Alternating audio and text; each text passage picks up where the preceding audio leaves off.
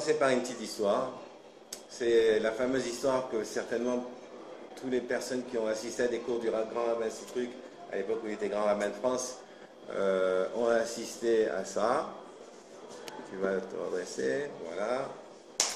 Eh bien, donc le grand rabbin Citruc nous raconte une histoire comme quoi que dans une bourgade, dans un petit village, c'est les communautés juives avant, c'était des petits villages, et il n'y avait pas d'horloger. Et un jour, il y a un horloger qui est venu. Vous la connaissez, l'histoire de l'horloger? Non. Non? Non plus? Donc un horloger est venu s'installer. Oui, je l'ai raconté à toi. Oui, mais je m'en souviens plus. Ah, alors c'est bien. Tu sais, c'est extraordinaire que les femmes n'ont pas tellement de mémoire que ça. Elles ont la mémoire quand même pour les dossiers. Alors les dossiers. C'était il y a 2 ans. Oui. Elles ont des dossiers dont elles n'arrivent pas à oublier. Et il y a des choses. On appelle ça une mémoire sélective. Voilà, c'est une mémoire sélective. Donc voilà, alors on va commencer comme ça. Donc il y a cet horloger qui vient s'installer dans cette ville, et puis donc tous les gens sont très contents, la communauté est super contente, on a un horloger, on va pouvoir réparer nos montres. Donc ils arrivent tous en vrac, ils donnent les montres à l'horloger, et l'horloger, dès qu'il voit la montre arriver, il dit celle-là, non, je ne la prends pas, celle-là, ah oui, celle-là, je peux la prendre, celle-là, ah non, pas du tout, celle-là, oui, d'accord. Et il commence à faire un tri comme ça, et ça fait une émeute. Ça fait une émeute dans l'assemblée, parce que les gens, ils vont aller voir le rabbin, ils disent, mais attendez, Rabbi, c'est quoi cet horloger qui nous a fait venir? Et déjà, il travaille à la tête du client, c'est une catastrophe. Il y a des montres qui réparent, des montres qui réparent, mais il ne les regarde même pas. Il ne regarde même pas si on peut réparer la montre ou pas, rien du tout. Et tout de suite, il fait un tri, c'est pas normal, on ne comprend pas. Alors le rabbin il va voir l'horloger et dit, dis-moi, tu veux qu'on ait une émeute là ici, tu veux faire quoi? Tu es arrivé, tu veux faire la révolution? Alors l'horloger il dit, écoutez, c'est très facile, Rabbi. Il y a des gens, bien que leur montre ne marchait plus, ils ont continué à la remonter. Et d'autres, comme elle ne marchait plus, ils ont arrêté de la remonter, ils l'ont mis dans un tiroir, ils l'ont abandonné. Le problème qu'il y a, c'est que ceux qui n'ont pas remonté leur montre, eh ben, la montre a rouillé. Et donc maintenant, les engrenages sont complètement rouillés, on ne peut plus rien faire, même si je mets de l'huile, de la graisse, tout ce que tu veux, des oxydants, enfin tous les produits possibles et inimaginables, ça ne bougera pas. La montre, elle va aller bloquer, c'est fini. Et ce que les autres, même qui ne marchaient pas, ils ont continué à la remonter, donc les engrenages ne sont pas rouillés. Donc cela, il suffit un petit réglage et ça y est, c'est bon, elle marche. Alors il a expliqué par rapport à cette histoire, la morale c'est quoi? C'est qu'il y a des gens, ils prient, toute l'année on prie. Mais le problème qui se passe, si vous voulez, c'est que il y a des gens, ils ne prient plus. Le problème qui se passe, c'est qu'au moment où vous allez avoir besoin de prier, celui qui a continué à prier, même s'il ne savait pas prier, eh ben, le jour où il va avoir besoin de prier, il va savoir comment faire. Il va connaître tous les tenants et aboutissants de sa prière, et donc il va pouvoir prier comme il faut. C'est un parallèle. Donc en fait, en réalité, peu importe si vous savez prier ou peu importe si vous ne savez pas prier, ça n'a absolument aucune importance. L'essentiel, c'est de participer. Alors vous participez et vous allez voir que à Kippour, Rosh Hashanah, Kippour, ben vous serez prêts et à ce moment-là, votre prière elle sera entendue parce que vous allez d'abord dans l'assemblée, si vous voulez, de la choule, au moment où il y a tellement de monde, il y a une telle ferveur, une telle effervescence, que ça, déjà, ça va vous faire ressentir des choses et vous allez voir que votre prière, eh ben, elle va quand même bouger des choses là-haut dans le ciel. Alors maintenant, comment ça se passe dans ce ciel-là?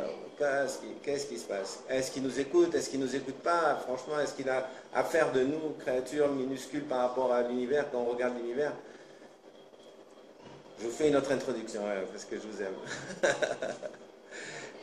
Une fois, vous savez, il y a des juifs que même à Kippour, ils ne vont plus à la choule.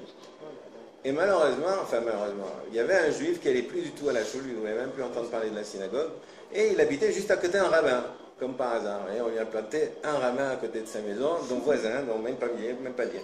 Et un jour, c'était pas loin de Kippour, et donc le rabbin, il revient des commissions avec son voisin, et puis il parle avec son voisin, il lui dit, mais quand même, faites un effort, venez à Kippour. Ah non, moi, Kippour, non, ça ne m'intéresse pas.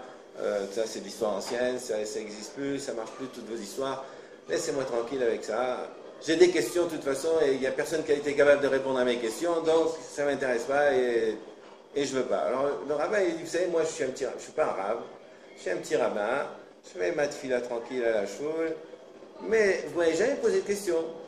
Posez-moi une question, essayez de voir, peut-être que, je sais pas, ça se trouve, peut-être que je n'aurai pas de réponse, mais peut-être que j'aurai un semblant de réponse. Il lui dit, écoutez, vous dites que l'univers tout entier n'a été créé que pour l'homme. Mais rien que si on monte sur une montagne, et on regarde du haut de la montagne, on regarde les hommes, les voitures, elles ressemblent à des fourmis. Alors les hommes qui sont à l'intérieur, ça ressemble à quoi? Des microbes. Alors maintenant, il y a des milliards de galaxies dans cet univers qui est gigantesque, qui est infini. Et vous dites qu'avec toutes ces galaxies, tout ce qu'il y a dans eux, il y aurait un créateur dont le seul souci, ça serait le bonhomme qui est sur Terre. Vous vous moquez de qui, là? C'est impressionnant. Comment pouvez-vous imaginer que l'univers entier puisse avoir été créé que pour l'homme? C'est vraiment inconcevable, une chose pareille. Donc,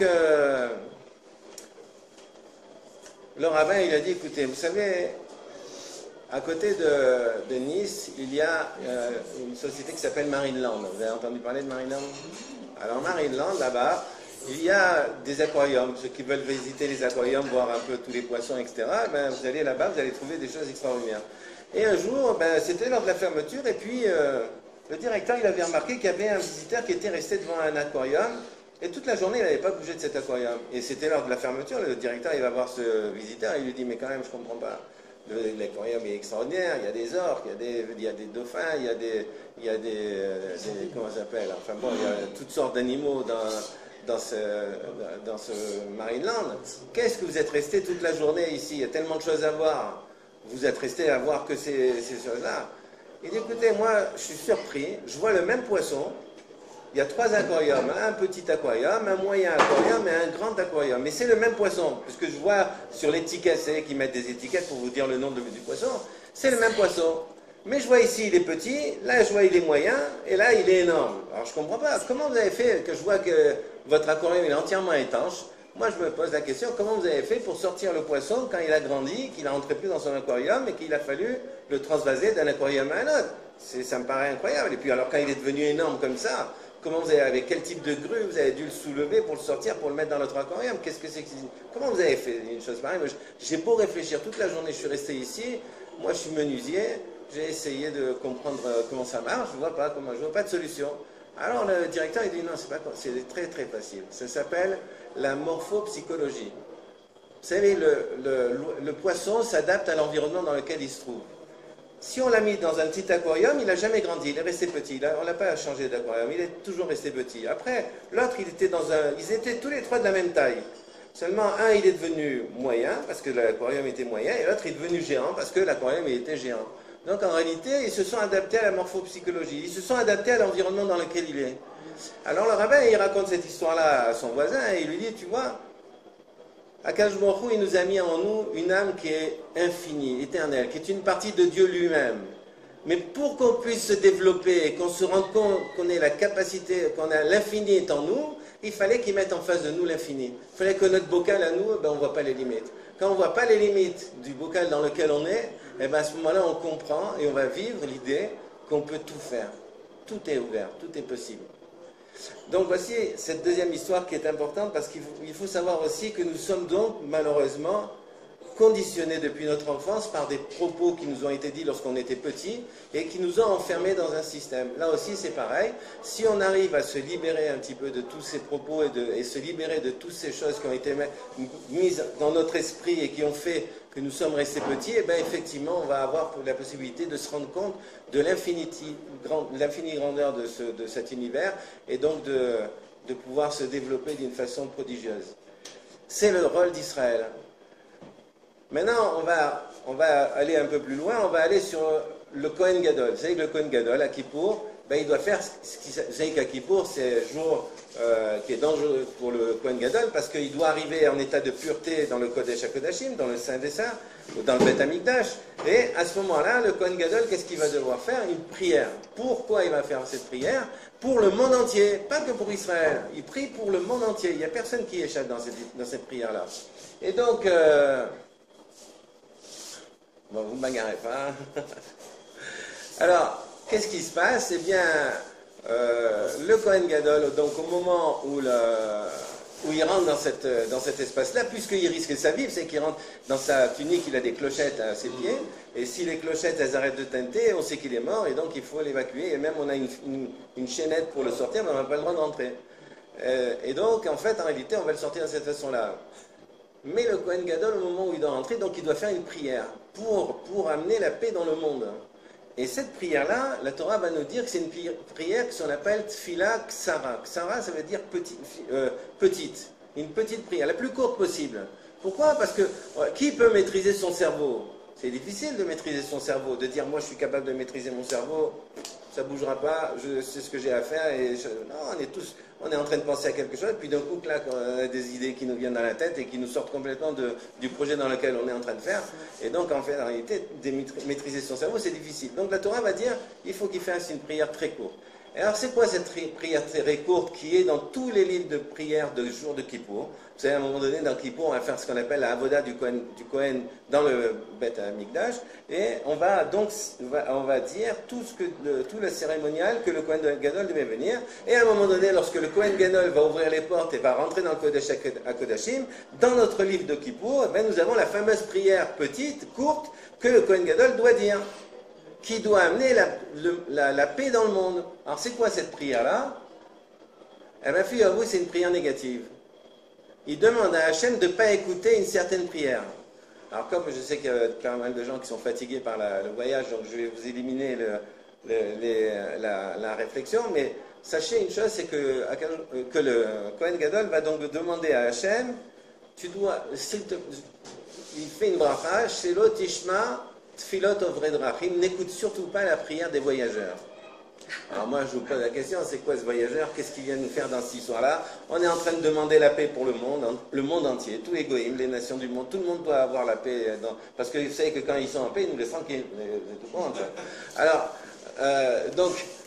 et oui, alors donc il faut absolument trouver un moyen. Alors qu'est-ce qu'il y a le rapport qu'il y a entre le voyageur et le fait qu'il va y avoir la paix dans le monde? Alors, en fait, regardez, je vais vous le dire, vous êtes tous en voyage, vous êtes venus en vacances, et vous venez, la plupart d'entre vous, de Paris. Quel temps fait-il à Paris? C'est beau à Paris, tout ça. Alors, on espère, bien entendu, quand on va partir, mais même si on part de n'importe quel endroit, on va dire, on va y aller pour une semaine. Qu'est-ce qu'on dit? Ben, j'espère qu'il fera beau.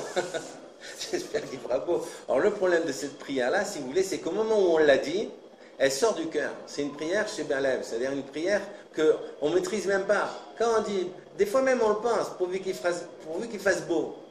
Et c'est ça le problème, c'est que si Dieu écoute cette prière, parce que vu qu'Hachem il écoute les prières qui sortent du cœur, si la prière elle a une véritable intention, c'est-à-dire vous y pensez véritablement, vous êtes convaincu de ce que vous demandez, et vous le demandez de votre cœur entier, à ce moment-là cette prière est écoutée. Et le problème qui se pose, c'est que s'il écoute, mais on est 7 milliards sur la planète aujourd'hui, d'accord? Alors s'il écoute 9, alors 9 encore pire. Alors s'il écoute la prière de chacun, parce qu'on ne part pas tous en même temps en vacances, mais alors il va y avoir, comment on appelle ça là, le réchauffement climatique, la sécheresse partout, et il y aura la famine, et s'il y a la famine, eh ben, il n'y aura plus la récolte, et s'il n'y a plus la récolte, eh ben, les gens ils vont mourir de faim, et ils vont faire des guerres, ils vont s'entretuer, pour un petit bout de pain, ils vont s'entretuer.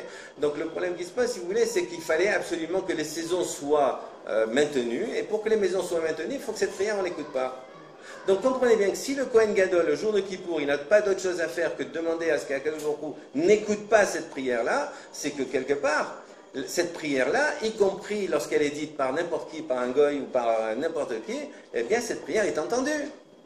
Donc ça veut dire quoi? Ça nous donne déjà à nous un indice. Ça nous donne un indice que si nous faisons une prière et que cette prière, eh bien, on la vit, eh bien effectivement cette prière peut être entendue. Maintenant, encore une fois, notre difficulté, c'est qu'aujourd'hui, ben, on a un CEDER, c'est-à-dire on a un livre où tous les textes sont écrits, on nous a mis les meilleurs textes et choisis, triés sur le volet pour qu'on puisse savoir la prière qu'il faut. Le problème qu'il y a, c'est que puisqu'on dit ça tous les jours, eh ben, on s'y habitue. C'est comme moi, par exemple. Moi, j'ai été au Kotel. J'ai passé plus de 15 jours là-bas. Ben, le premier jour, j'étais... Tu sais, ça vous rentre dans les tripes et les boyaux, hein, le Kotel. Quand vous arrivez à Jérusalem, au Kotel, c'est quelque chose c'est un moment qui est magique. Mais le deuxième jour, ben, ça passe un peu, le troisième jour, ça passe, après le quatrième jour, et ben, on circule à Jérusalem, on passe devant le cotel, comme si on était en train de passer devant le mur de la maison, quoi. On se rend même plus compte qu'il y a le cotel à côté de nous.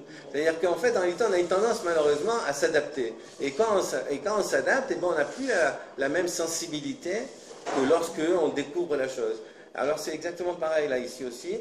Lorsqu'on est habitué, lorsqu'on fait la tefila et qu'on est habitué à nos livres, malheureusement, il arrive un moment où on est tellement habitué qu'on prie machinalement, mécaniquement. Et encore une fois, rappelez-vous l'histoire que je vous ai racontée au début à propos de l'horloger. Et bien cette prière, même si elle est mécanique, l'essentiel c'est qu'à Kippour, à Rosh Hashanah, à Kippour, pour les moments importants, eh bien on soit prêt. Parce que cette prière, si on arrive à la faire sincèrement, si on arrive à vraiment se concentrer sur ce qu'on est en train de dire, véritablement, ça sera entendu. Et encore faut-il savoir que l'on dialogue avec lui. C'est comme un enfant qui dialogue avec son père. C'est pareil. On est exactement dans le même schéma et je peux vous dire que ça va marcher. Alors ici, on va commencer. Bon, j'ai pas le temps, je vous dirai. Pour ceux qui sont intéressés, il y a encore d'autres exemples avec l'histoire de Rachel, avec l'histoire de Sarah. D'autres exemples merveilleux sur la tefila, comment la tefila, comment ça va s'organiser pour que ce soit écouté. Et vraiment, véritablement, je vous en donnerai tout à l'heure si ça va pour les survivants de ce cours. Je vous donnerai la suite. Alors regardez bien. Alors Hannah, elle n'avait pas d'enfant. Alors comme elle n'avait pas d'enfant, c'est qu'un homme qui est marié, il doit se marier pour avoir des enfants. Bon, alors maintenant, au bout d'un certain nombre d'années, 10 ans à peu près, si une femme ne donne pas d'enfant à son mari, ben normalement il la divorce. Mais à l'époque, comme ils avaient le droit d'avoir plusieurs femmes, eh ben, Hannah s'adressait à son mari qui s'appelait Elkana. Alors Elkana, ça veut dire le jaloux. Déjà au départ, vous voyez, je vous mets le truc, il faut savoir de quoi on parle. Alors il s'appelle Elkana. Maintenant, ce monsieur Elkana, eh ben, sa femme Hannah, elle va voir Elkana, elle lui dit, écoute mon chéri, on n'arrive pas à avoir d'enfant, qu'est-ce que tu veux faire? J'ai tout prié, j'ai versé toutes les larmes de mon corps, ça ne marche pas. Alors, prends une autre femme. Alors lui, il a dit, mais moi je ne veux pas te divorcer, moi je t'aime, pourquoi tu veux que je divorce? Non, je te garde et c'est pas grave, je prendrai une autre. Donc elle s'est retrouvée avec une rivale. Déjà, vous savez qu'avoir une rivale à la maison, je ne sais pas si vous êtes capable de supporter, mesdames, d'avoir, que pendant que vous êtes dans la chambre, la salle à manger, il y a votre mari dans la chambre nuptiale avec une autre femme. Déjà, je ne sais pas si vous êtes capable de supporter ce genre de choses. Et en plus de ça, le problème qui va se passer, c'est que Pnina, elle s'appelait Pnina, donc la rivale, eh ben, elle va enfanter. Elle va enfanter comme une rivière. Ça veut dire que tous les ans, il va lui sortir des wagons d'enfants. Et en plus de ça, non seulement elle va enfanter, mais elle va se moquer de Hannah. Un peu comme Agar s'était moquée de Sarah lorsqu'elle a enfanté. Et donc, qu'est-ce qui va se passer? C'est que Agar, maintenant, Hannah, lorsqu'elle va aller prier, c'est plus la même prière. Déjà, maintenant, elle souffre. Elle rentre à la maison, c'est une souffrance. Déjà, c'est une souffrance. Deuxièmement, elle est avec une femme qui est entourée d'enfants. Elle a son mari, elle le voit entouré d'enfants. Et elle voit, elle est là stérile. Elle est là. Elle voudrait avoir des enfants. Elle veut plus que tout au monde avoir des enfants, comme toutes les femmes du monde voudraient avoir des enfants. Et là, ben, cette femme-là n'arrive pas à avoir d'enfants et elle est en train de souffrir le martyre de ne pas avoir ces enfants-là. Qu'est-ce qui va se passer? Ben, il va se passer qu'elle va aller donc chaque année au Beth Amikdash, au moment donc des fêtes de Rosh Hashanah Kippour, etc., pour prier de tout son cœur. Et de là, on va voir tout le déroulement donc, de sa prière, parce que vous savez que tous les livres de prière commencent par Patit Palel Hannah, la prière commence par la prière de Hannah, donc c'est pour vous donner l'intensité de cette prière, qui est vraiment véritablement un exemple pour nous, de savoir qu'est-ce qui s'est passé, d'essayer de se remémorer, d'essayer de vivre un peu ce qu'elle a dû vivre, et d'essayer de partir dans cet état d'esprit. C'est pour ça qu'on l'a mis au début, pour que véritablement on arrive à se concentrer pour essayer d'avoir le même état d'esprit au moment que nous-mêmes nous sommes en train de prier. Alors regardez bien. La Gemara ici, le Talmud, donc dans Brachot, alors c'est page Lamed Aleph, c'est facile à retenir. Lamed Aleph, c'est l'eau. Mais en fait, c'est oui, c'est Ken quand même. Mais la prière de Moshe, c'est Lamed Bet. La prière de Moshe qui va suivre, que je vous ferai mercredi soir si Dieu veut.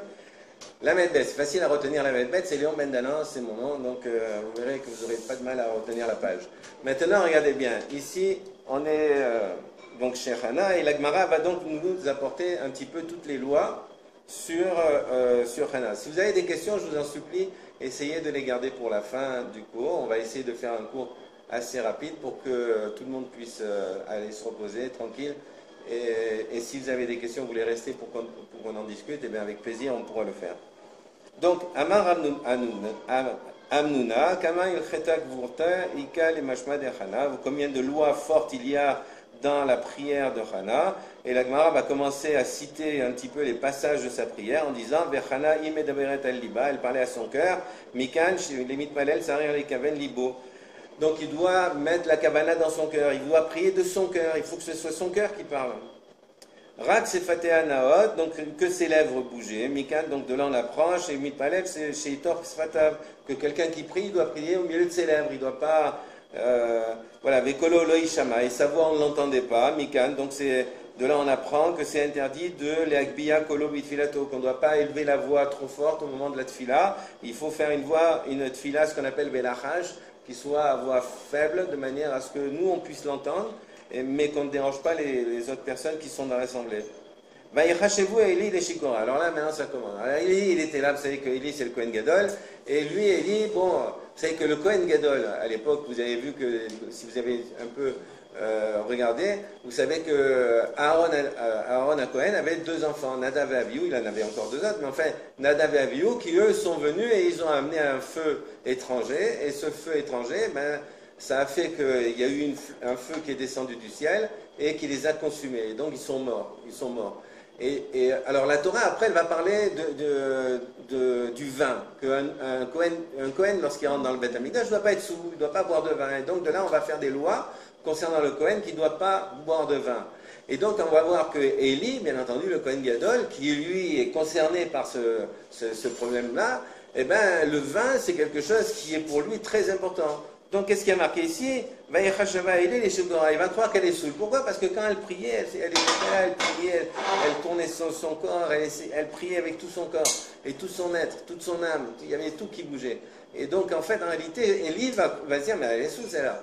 D'où il va savoir qu'elle est saoule? D'où il va savoir? D'abord, il a la crainte, parce que les Kohanim, eh ben, il faut qu'ils fassent attention aux gens qui boivent, déjà au départ. Mais en plus, le Kohen Gadol, il a ce qu'on appelle le pectoral. Vous savez ce que c'était le pectoral? Il y avait ce qu'on appelle ici un tablier, où il y avait les pierres, les Even Israël, donc les pierres d'Israël, c'est des pierres en saphir, et ces pierres-là, Akadosh Baruch Hu va s'adresser au Kohen Gadol en éclairant ces pierres, et donc les pierres vont s'éclairer et vont éclairer certaines lettres. Et donc, en fait, lui, il va voir Shikora. Alors, il va dire, Shikora, mais elle est saoule, parce qu'il voit les pierres s'allumer qui forment le mot Shikora. En réalité, c'est les mêmes lettres que le mot Kesara. Ça veut dire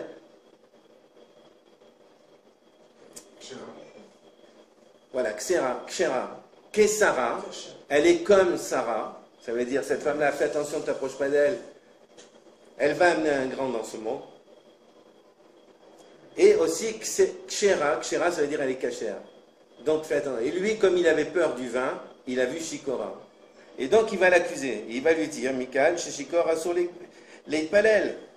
De là, on voit qu'un sou, quelqu'un qui a bu, il n'a pas le droit de faire la tfila. Ve'amar Eli, Ad matat ishtakrein, jusqu'à quand Eli va lui dire, va s'adresser à Hana, il va lui dire, mais jusqu'à quand tu vas te saouler? Amar Rabbi Elazar, Mikal neroe pechamero davar chez Eno Agun, tsarech lio orecho. Ça veut dire quelqu'un qui voit quelque chose qui n'est pas bien chez son ami, il doit lui dire, tu sais ce que tu fais, c'est pas cool, quoi, c'est pas bien, il faut pas faire ces choses-là. Vatan, Hana, elle va lui répondre. Alors, vous voyez, imaginez la petite Hana, les femmes en général sont de petite taille, et le Kohen Gadol, en général, les hommes, ils sont déjà de grande taille. Alors le Kohen Gadol, alors lui, il est encore plus grand que les autres, avec la tiare, enfin, vous l'imaginez, le Kohen Gadol avec tous ses habits de Kohen, à côté de Hana, et donc elle va commencer à s'adresser au Kohen Gadol. Elle n'est pas en train de parler avec son mari ou avec son petit copain, c'est avec le Kohen Gadol. Alors voilà ce qu'elle va lui dire. Lo Adoni, non mon maître. Amar Oula va dire, Veitema Rabbi Yossi, on dit qu'ils disent que c'est Rabbi Yossi, Rabbi Hanina qui va dire ça.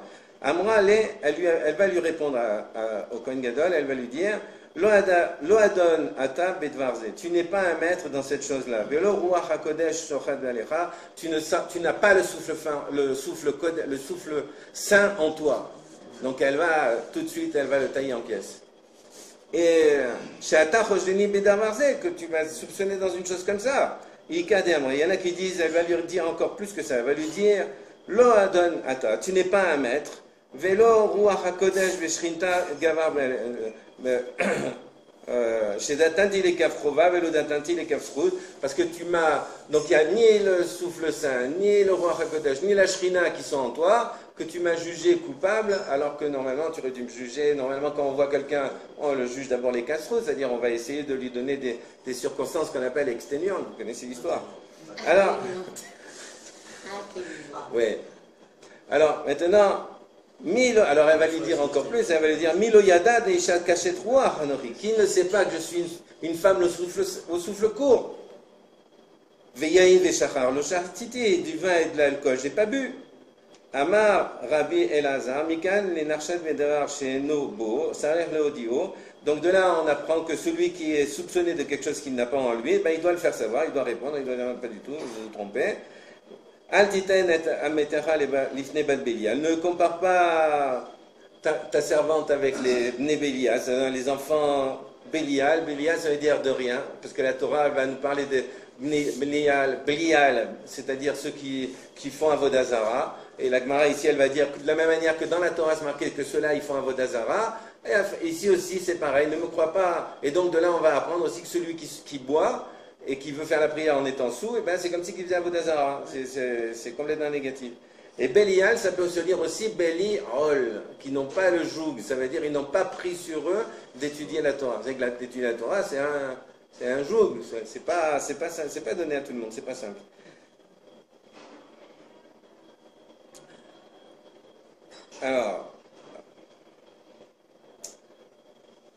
Alors, Vaya'an Eli, donc Eli va lui répondre, il a vu qu'il s'est trompé, il va accepter, il va lui dire Lechi le Shalom. Amar Rabbi Elazar, Mikan, Nechoshet Badavar, She'eno Bo, Tzarir le Fayeso. Donc, à partir du moment où on a jugé quelqu'un et on a pensé que cette personne-là, ben, effectivement, on s'est trompé sur son compte, il faut lui demander pardon. Il ne faut pas avoir l'orgueil de dire et de vouloir absolument essayer d'avoir raison, pas du tout. Il faut baisser la tête et puis accepter l'idée qu'on s'est trompé et demander pardon. Vélod, pas seulement lui demander pardon, et là, sharir les brochos, il faut aussi lui donner une bracha. Chez Nehemar, parce qu'on voit que Élie, qu'est-ce qu'il va dire? Vélo Israël, itenet sheltecha, que le Dieu d'Israël te donne ta demande. Va t'aider un éder. Donc on continue aussi le déroulé de la tfila de Hana, donc elle va faire un éder. Va t'omer Hachem Tsebaot, Dieu des armées. Amar Rabbi Elazar, Miyom Shebar HaKadosh Baruch Hu lo be'atu alamo, lo haya Adam shekaru le'HaKadosh Baruch Hu Tsebaot. Depuis que Dieu a créé son univers, personne ne l'avait appelé Dieu des armées. Ad Shebata Hana, jusqu'à ce que Hana soit venue, Vekaru Tsebaot, et elle l'a appelé Dieu des armées. Amar Hana, l'ifne HaKadosh Baruch Hu. Voici ce que Hana a dit devant HaKadosh. Alors maintenant, elle n'est plus devant Élie. Maintenant, elle est devant directement Hachem, il n'y a plus d'intermédiaire entre elle et HaKadosh Baruch Hu. Elle va dire comme ça, Ribono shel olam, maître du monde. Mikol zvit vaot shebarata ba'olamecha, kaché beinecha shititen librenecha. Quoi? De toutes les armées du ciel, les milliards de constellations, d'étoiles, de soleils, tout ce que tu as fait, les êtres humains qu'il y a dans ce monde qui peuplent, les mers, tous les poissons, tous les oiseaux, tous les animaux qui sont dans ce monde, c'est difficile à tes yeux de me donner un enfant. Alors si on n'a pas compris, la Gemara, elle est gentille, elle va nous donner une image, elle va nous dire, voilà, je vais vous raconter, Machal, un petit plan. Lama Adama Domé, à quoi la chose ressemble? Les Mélères, un roi, Bassar Vadam, un roi de chair et de sang, Chassa les Séouda, les Avadav, il a fait une Séouda à ses serviteurs. Ba'aniachad, un pauvre, il est venu devant la porte du palais, Ve'amad al-Pitra, et il s'est tenu devant la porte, et il s'est adressé au gardien, il leur a dit, Tenouli, Proussaacha, donnez-moi une miette de pain, donnez-moi une miche de pain. Mais là, vous savez comment qu'on fait? Attends, reste-nous tranquille, nous ici, il y a le roi, reste dehors. Alors, Dahag Venirnaz, maintenant lui il dit, ah bon, vous faites ça, il aura cassé la figure à tous les deux soldats qui étaient devant la porte, et il casse la porte et il rentre, et Tzalaméler devant le roi. Alors maintenant, il va s'adresser au roi, et il va lui dire, quoi, de toute cette séouda que tu viens de faire, c'est difficile à tes yeux de me donner un morceau de pain? C'est ça ce que Hana elle a demandé à commencer la prière de Hana. Donc vous voyez déjà, on commence à se rendre compte que déjà, la tfila, c'est pas forcément, vous savez, comme on voit les gens prier, par exemple, vous voyez au Vatican, ils sont là. Non, on voit que on voit qu'il y a un koach, une force. On voit que cette femme-là, elle est en train d'attaquer carrément à Kadosh Baruch Hu, elle est en train de lui dire, mais qu'est-ce que tu es en train de me faire dans cette histoire-là? Comment? Tous ces gens-là, tout le monde a des enfants, regarde, tout le monde a des enfants, et moi, quand tu ne me donnes pas d'enfants, c'est quoi l'histoire? Qu'est-ce qui se passe? Alors maintenant, la Gemara ici, elle va dire, va t'aider neder, elle va faire un neder, elle va faire un vœu. Puisqu'elle voit qu'elle n'a toujours pas d'enfant, donc elle va attaquer à Kadosh Baruch Hu. Vous savez qu'il y a une mitzvah qui s'appelle, enfin une mitzvah, ça s'appelle la femme sota, la femme adultère. Lorsqu'une femme, elle trompe son mari, eh bien d'abord on va essayer de la faire parler, c'est-à-dire les Kohanim ou les juges, eh bien, ils vont essayer de la faire parler pour la faire avouer. Maintenant, imaginons que une femme n'ait pas trompé son mari. Vous savez, des fois, il y a des jolies femmes et des gens, ils sont jaloux. Alors, eh bien, ils vont faire courir des rumeurs pour casser le couple. On va faire courir des rumeurs en disant, cette femme-là, elle a trompé son mari, qu'est-ce qu'elle a fait, etc. Et toute la Gemara Sota, c'est justement nous expliquer comment on va faire taire cette rumeur. Alors, comment on fait pour faire taire la rumeur? Eh bien, on va prendre cette femme-là, dont tout le monde est en train de dire qu'elle trompe son mari, et on va l'amener au Beth Amikdash, et on va lui faire les os de la femme adultère. Alors on va mélanger, on va effacer le nom de Dieu on va prendre un bocal, on va mettre de l'eau Maïm Chaim, de l'eau vivante, on va prendre de la poussière du Beth Amikdash, on va effacer le nom de Dieu dans cette mixture, et on va lui faire boire la potion. Si elle a trompé véritablement son mari, que c'est vrai, eh bien son ventre va gonfler, ses yeux ils vont sortir, et elle va exploser. Mais si par contre elle n'a rien fait, la Torah elle va dire, Veni Keta, Veni Zera, Zera, elle va enfanter un enfant. Et donc là, à partir de là, Hana, elle dit, maintenant, voilà, j'ai ma porte de sortie. Tu veux pas me donner un gosse? C'est pas grave. Tu vas voir, ça va être très cool entre toi et moi. Ta Torah, c'est une Torah de vérité. Toi, Kadosh Baruch Hu, tu fais une Torah, s'il y a marqué des salades dans ta Torah, c'est quoi que tu as écrit là? C'est une Torah de vérité. D'accord? C'est pas une Torah de mensonge que tu nous as écrit.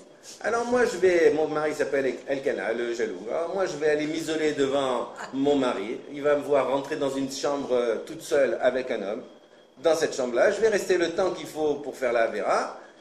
Et comme je n'aurai pas fauté, de toute façon, ils vont me faire boire les œufs de la femme adultère, parce qu'ils ne vont pas savoir si j'ai fauté ou si j'ai pas fauté.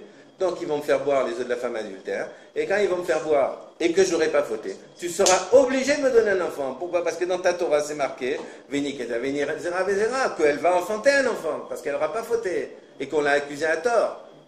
Donc vous voyez que maintenant, on arrive à un niveau supérieur où véritablement, Hana, elle est en train d'attaquer Akadosh Baruch Hu sur ses propres paroles, sur ses propres mots qui sont dans la Torah, pour essayer de le mettre au pied du mur en lui disant maintenant, cet enfant-là, je le veux, alors maintenant on arrête de discuter.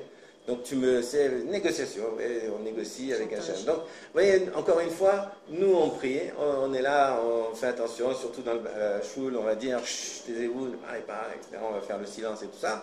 Mais vous voyez que Hana, elle, devant Akadosh Baruch Hu, elle va le mettre au pied du mur en disant, moi ce que je veux, et tu vas me le donner. Et si tu ne veux pas me le donner gratuitement, tu vas me le donner de force, et tu vas voir que c'est moi qui va gagner dans l'histoire.